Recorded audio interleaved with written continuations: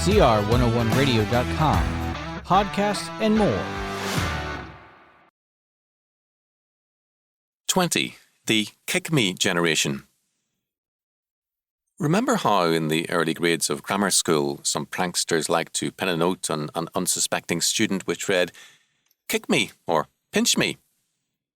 It was a silly little trick and it never really accomplished much except to leave the victim mildly annoyed or embarrassed. But what shall we say of people who in effect pin a "kick me" sign on themselves? We are surrounded by such people today who are begging for trouble. There are more than a few high school and college students who are asking to be kicked. They are insolent towards their parents, contemptuous of everything their father represents, yet greedy for his money, and they do everything possible to provoke trouble. Their whole life seems to be planned to aggravate other people so that they can then complain about being misunderstood.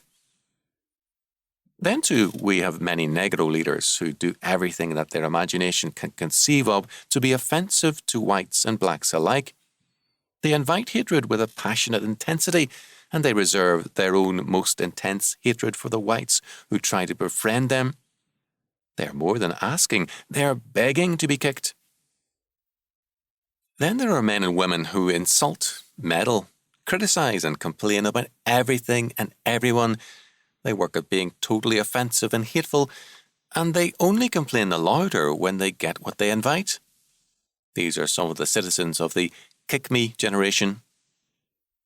Solomon said, "There is a generation that are pure in their own eyes, and yet is not washed from their filthiness." Proverbs 30:12. These people invited the required judgment on themselves in order to be able to complain against judgment.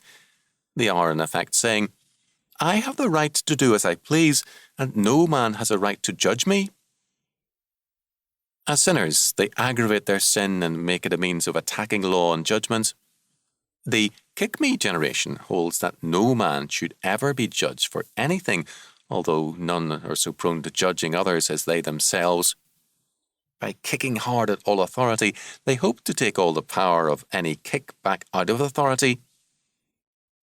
One young man stated it this way to me, "You win some, you lose some, but it all adds up to change." He lost with his parents, they kicked him out. He won with a judge, and he was acquitted. Because he was both intelligent and talented, he won with his teachers, professors, and friends. He lost finally with the one person who never misses any challenge, God. He flouted every law he could, but the kick in God's law put him into a grave at mid-20. Far more young American men and women of the Kick Me generation have lost their lives in flaunting law than all the Viet Cong have been able to kill in Vietnam. Playing Kick Me in grammar school was just a game. Playing Kick Me with God's law is a fatal business.